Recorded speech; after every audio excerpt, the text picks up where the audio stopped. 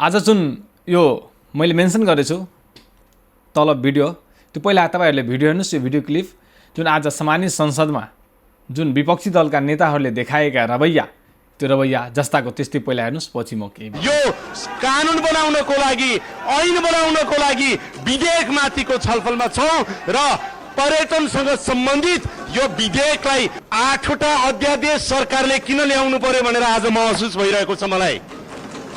किन ल्याउनु हेर्नुभयो नि तपाईहरुले पनि त्यो रवैया। यो रवैयाले त्यो दिन झल्काएको छ जुन पहिले यी नेताहरूले, यही पार्टीका नेताहरूले पहिला पनि यही रवैया देखाएका थिए। कुनै माननीयज्यूले बोलिराख्दा बोल्न नदिने, संसद बहिष्कार गर्ने, संसदमा टिउल ठोक्ने त्यस्ता रवैया आज पनि देखाएको छ। उहाँहरूले जनताप्रति उत्तरदायी छैन के। जुन जनताले, हाम्रो महान जनताले उहाँहरूलाई जुन आफ्नो जनअधिकार दिएर जो सामान्य संसदमा पठाएको छ त्यो उहाँहरूले बिर्सिएको छ। जनता भन्ने चिजै बिर्सिसकेका छन्। यस्ता नालायकहरू छन्।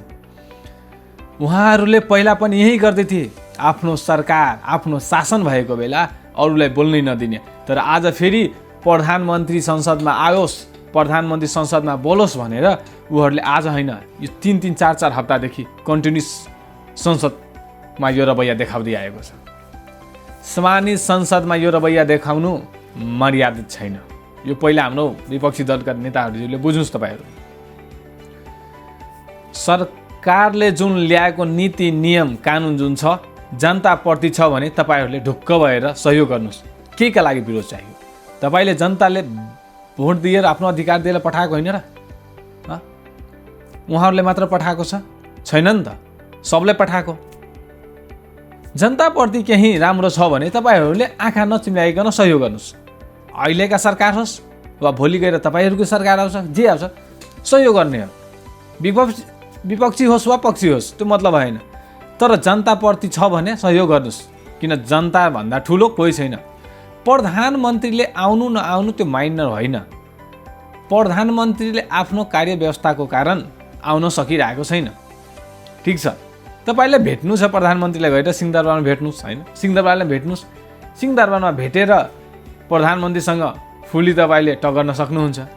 सामान्य संसदीय प्रधानमन्त्री आउँछ भन्ने जरुरी छैन। किन संविधानले त्यति दिएको छ। संविधानलाई टेकेर प्रधानमन्त्रीले आफ्नो कार्य गरिराख्नु भएको छ।